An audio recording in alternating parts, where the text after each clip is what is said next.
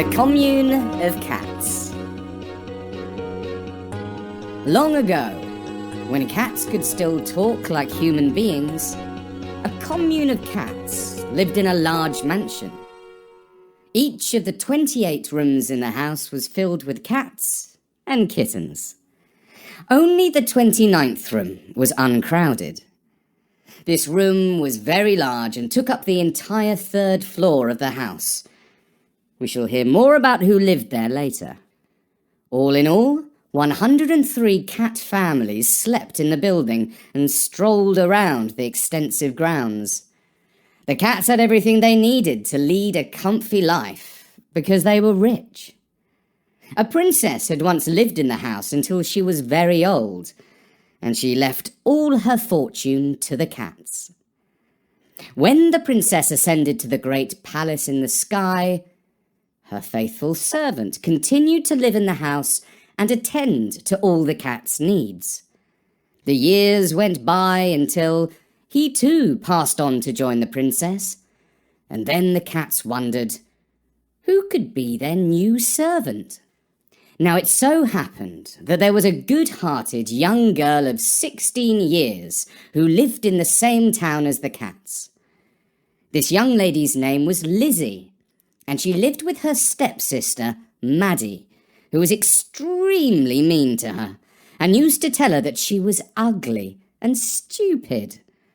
One day, Lizzie had had enough of being run down and criticised, and she declared, "That's it, I'm off to live with the cats." Meow. "Brrr," said her stepsister mockingly. But Lizzie was not joking. She meant what she said. She packed her few possessions into a little bag and left for the big mansion belonging to the cats. She opened the front gate and walked up the path through the overgrown garden.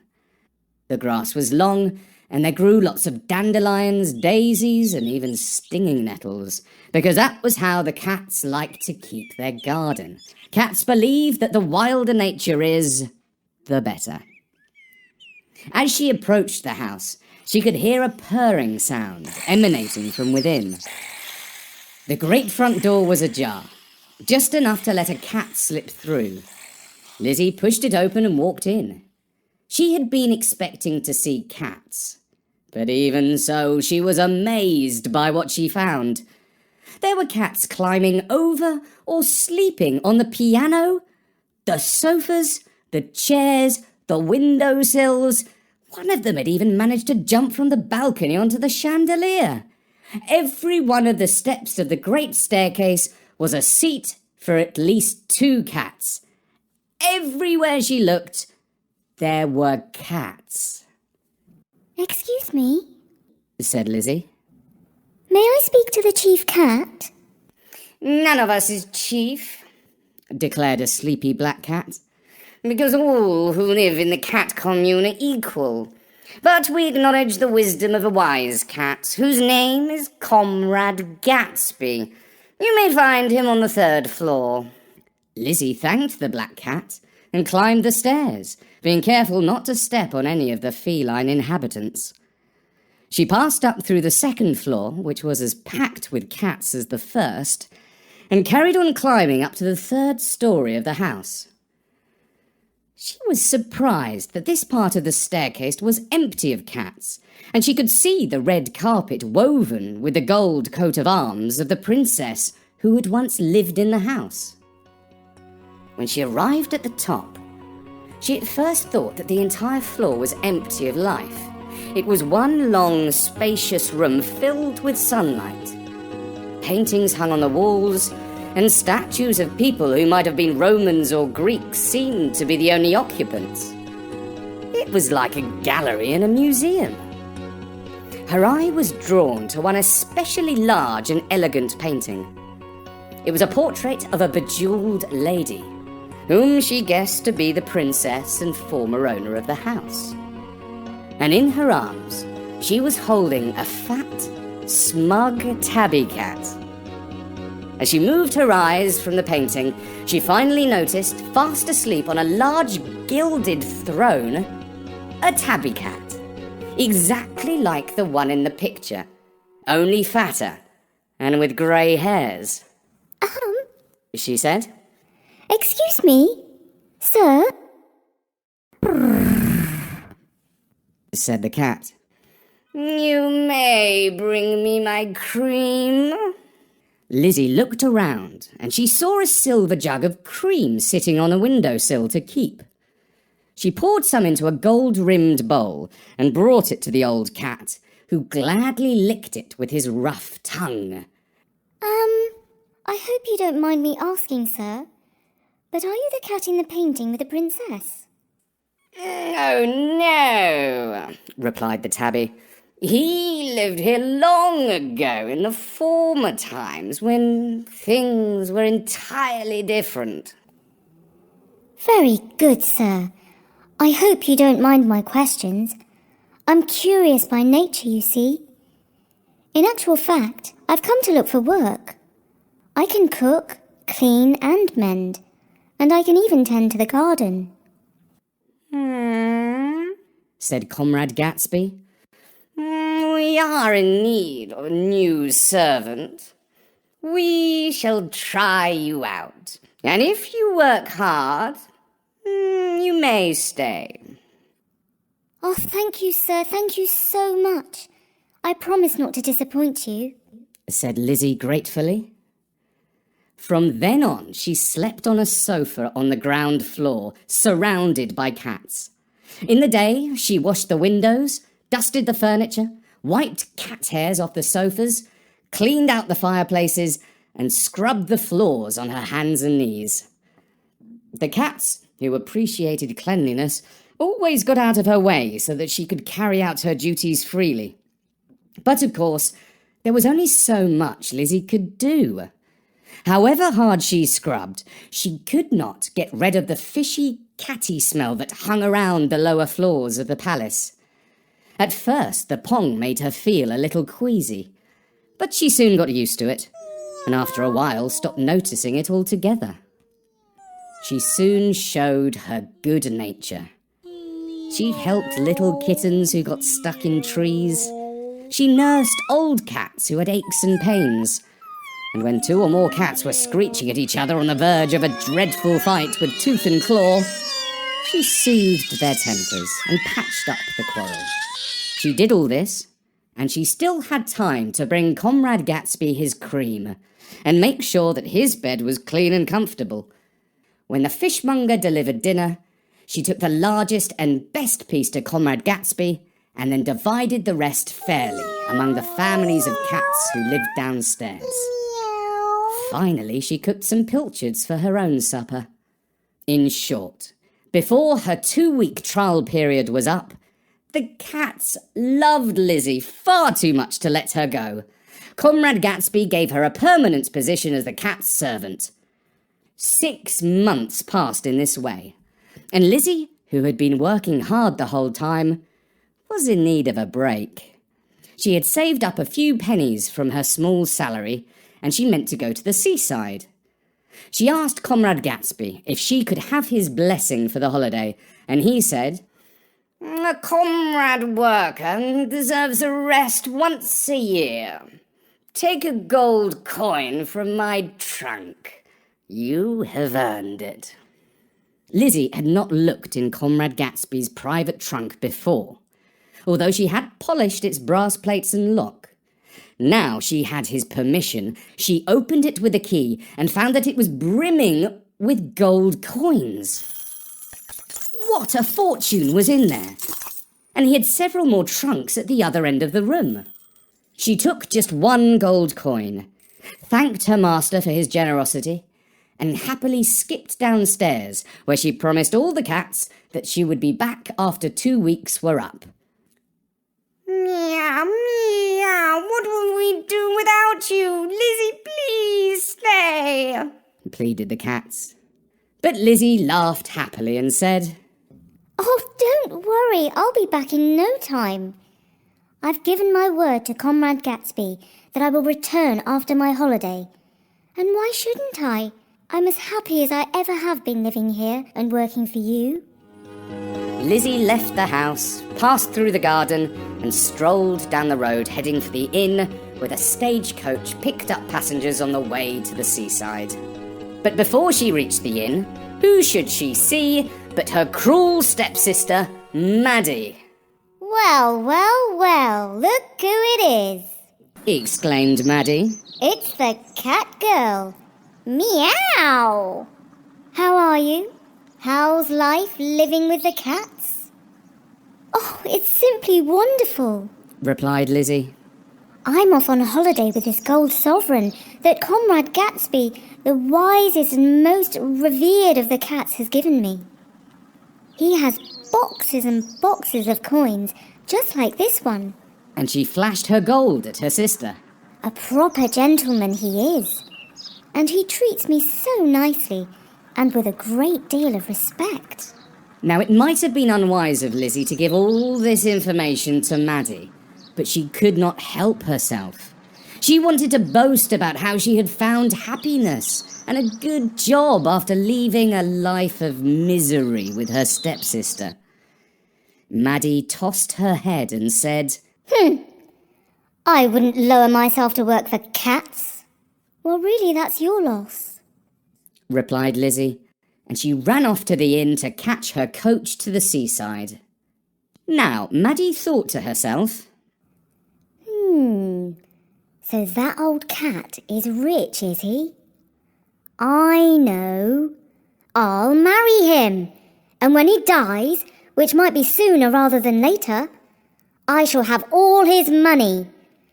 And then I shall kick all the cats out of the house and live there with whichever handsome young man I pick for my husband.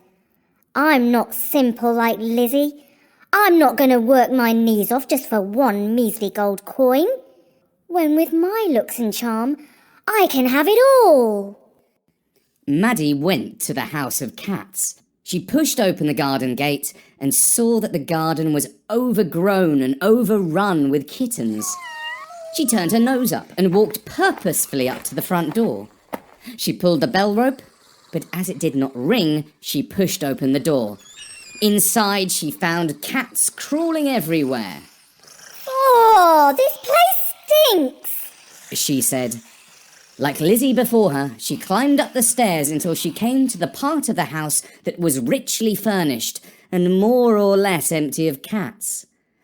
She glanced around the top floor and saw the tabby cat fast asleep on his throne, and she did not fail to notice the painting of the princess with a very similar animal sitting on her lap. Oi there, said Maddie. My sister Lizzie told me I could find you here. Lizzie was in fact her stepsister, but she was not being precise. I'm glad you came, said the tabby. Be a good lass. Fetch me my cream. Maddie thought that he was being rather patronising, but all the same she did as he asked, and poured some cream from the silver jug on the windowsill into his bowl. She brought it over to the fat old tabby, who began to lick it with his rough tongue while purring. When he had finished, Maddie asked, Enjoy that, did you? Not bad, replied the cat. Maddie sat down on the throne next to Comrade Gatsby and tickled him behind the ears. Now listen, I have a proposal. If you want to always be the cat who got the cream, why don't you marry me? I'll be sure to look after you properly, better than my sister, because I know how to spoil a cat rotten, while she's just a simple girl who doesn't even appreciate the finer things in life. Well, that's an idea, said Comrade Gatsby. Stop here for a couple of weeks and look after the house. If you work better than your sister, I shall consider your proposal. You're on. I know you won't be disappointed, said Maddie. You can start downstairs right away, said the comrade. Lizzie has only been gone an hour, but it's chaos already. I can hear kittens meowing for their milk. Oh, leave it to me. I'll soon sort them out. promised Maddie. She went down the stairs, clapped her hands and called out, Order, order! Can we have some order round here, please? The cats meowed back at her. Now where's your manners? Asked Maddie, and picking up the broom, she shooed the cats off the stairs. Shoo! Off you go! She said as she swept them away from the tables. The cats did not like being treated so roughly, but they were afraid of the woman whose eyes blazed fiercely. Who are you? Asked one of them. Well, I'm the elder and better sister of Lizzie. She replied. And soon I'm going to marry Comrade Gatsby, so you better treat me with respect. Lizzie's much nicer than you are, said another cat. And more dopey, replied Maddie. Here, clear off that sofa! You're getting hairs all over the cushions! Hey! And you, cat there! Don't you dare go scratching your claws in the back of that chair. Here, I'll show you what for. Clear off! And she threw a bucket of soapy water over him. Splash! Cats screeched and scattered in all directions. Now the cats had to admit that Maddie was efficient, even if she was bad-tempered. I run a tight ship, and I don't take any nonsense. She insisted. Gradually, she cleared a good deal of the clutter and cat hairs out of the mansion. The trouble was that she drove a large number of the cats out into the garden, too. After 10 days were up, the house was looking even more spick and span than when Lizzie had been cleaning, and the cats were trained to keep off the sofas and the stairs. In the early evening, when the fishmonger brought his box of food for the house, Maddie quizzed him for any information he had on Comrade Gatsby. Well, he always pays the bills promptly, and he's the boss cat around here, said the fishmonger. I knew his grandfather when the good princess was alive. We always used to joke that he was the real master of the house. And now, in his grandson's time, that's come true. So, is that Comrade Gatsby's grandfather in the painting of the princess? Asked Maddie. Oh, that's him, all right, confirmed the fishmonger. Maddie brought Comrade Gatsby his prize fish, as she did every day. Here you are, comrade, she said. Wrap your chops round this fine piece of trout. I shall indeed, said the old cat.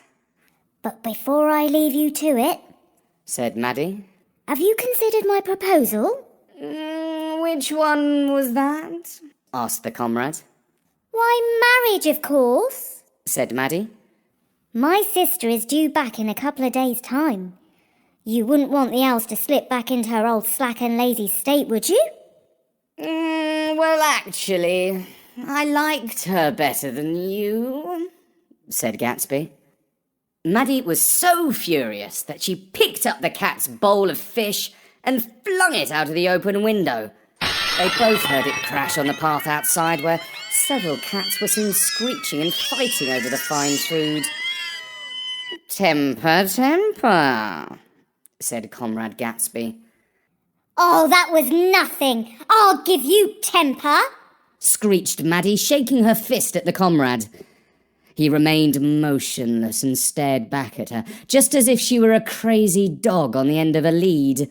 Maddie thought about his sharp claws and her own face, and thought better of trying to strangle him. I know the truth about you, she said. I heard the story from the fishmonger. You're the grandson of that cat in the painting. You say that everything has changed and all you cats are equal. But you're just a fat old aristocratic cat, living a life of luxury, while all the comrades are in crowded and filthy conditions downstairs. Nothing has changed at all. You're a hypocrite cat, and if you don't marry me, I shall tell all the comrades downstairs the truth about you and your life of luxury. And I'll tell them to come up here and see for themselves. If the cats visit the top floor, they will ruin it in no time with their claws, said Comrade Gatsby. Just like they've spoiled downstairs, and they would spend all the money at once, and then we would all be poor. The cats need a wise leader. That's why they have me. So, you won't marry me? Asked Maddie, who already knew the answer. Sorry, said the cat. You're not my type. Right then. Replied the scorned young woman. You'll soon see that you've made a big mistake. As she hurried downstairs, propelled by her fury. Cats! Cats! Cats! She called out, clapping her hands. Comrade Gatsby has invited you all upstairs to see how he lives. At first, the cats took little notice. But when Maddie went to fetch a broom, which made her look threatening, they started to listen to her. Go on. He's waiting for you. Go upstairs and see. She insisted. Well, I for one am curious, said a black and white cat. It's not as if we are busy right now. Let's go and take a peek, agreed another, who, judging by her looks, might have been a Siamese. Half a dozen cats took up the offer and padded up the stairs to look round Comrade Gatsby's upper floor. Maddie followed, thinking, Oh, I'm going to enjoy this. When they see he has all that luxury to himself while they are packed in downstairs, they'll throw him out. But she was very disappointed. The cats looked around at the room, open-eyed and full of admiration. Very nice, said one. I like your paintings, said another. And the curtains are very tasteful, said a third, who started to climb up one of the drapes. Maddie was fuming, until a fourth cat went to pee in the corner. She sniggered, and Gatsby hissed sternly. Comrade, that is not the place. And the ill-brought-up cat backed off.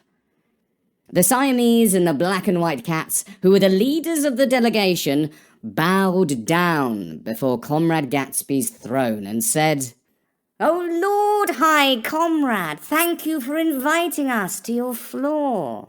We want to take this opportunity to thank you for all you do for us, especially for paying the fishmonger's bills. Oh, you creeps, sneered Maddie, but they took no notice of her. Comrade Gatsby licked his paw nonchalantly and replied, As a reward for your loyalty, you may take a sardine out of the icebox on your way out.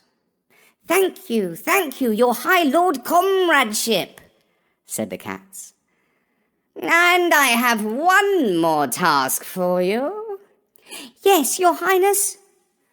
Get a guard of cats together and escort Miss Maddie from the grounds of the house, and make sure she never comes back. Yes, your lordship, the cat said, and the black and white cat turned round and hissed fearfully at Maddie. You don't frighten me, she replied, grabbing an ink pot from the desk and throwing it back at him. The pot landed next to his paw, and the ink splattered, obliterating some of his white spots.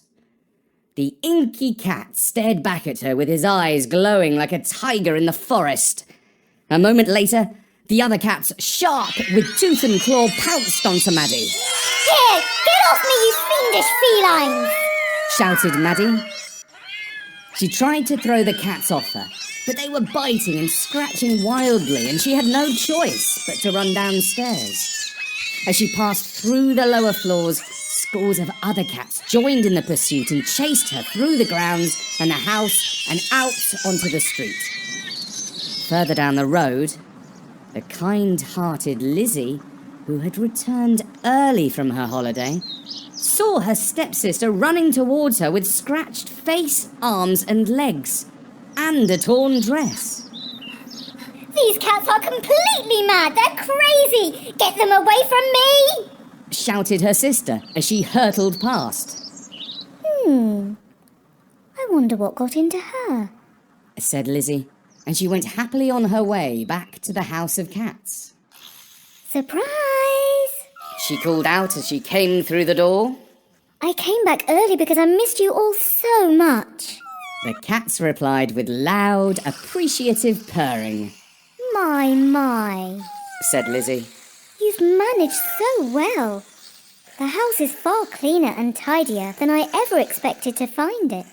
After she had picked up and cuddled some of the kittens, who had noticeably grown in her absence, she went upstairs to tell Comrade Gatsby that she was back. How nice to see you, my dear, he purred. We've truly missed you. I have a proposal. How would you like to marry me? I am not immortal. I won't live forever. And one day, all of this can be yours. Well, thank you, comrade, said Lizzie, taken aback. That's a most generous offer, and my heart is truly touched. I do hope you won't be offended if I say that one day I do hope to marry a young man. And so, if you will be so gracious, please accept my most humble refusal. It was just a passing thought, said Comrade Gatsby. I am not at all offended. In fact, I think it is to your credit that you are not greedy for this fine house and all the gold and valuable jewels and works of art contained within. Another girl might give a very different answer. Since you are so honest, I have a second proposal. How would you like to have the cottage at the end of the garden? It can be yours for life, and if you marry a young man who is true to you, you can live there with him. Oh, thank you, comrade. You are so very generous and kind. That would be my dream and would make me happy for all my days. And so Lizzie went to live in the cottage at the end of the garden and continued to work as housekeeper and nurse for the cats in the big mansion. A year later, she married her childhood sweetheart, who came to live with her in the cottage and helped her look after the commune of cats. They had 6 children and lived happily for all their days, while her stepsister Maddie married a rich lawyer for his money and moved to the big city. But the only person she ever loved was herself. And she always especially hated cats.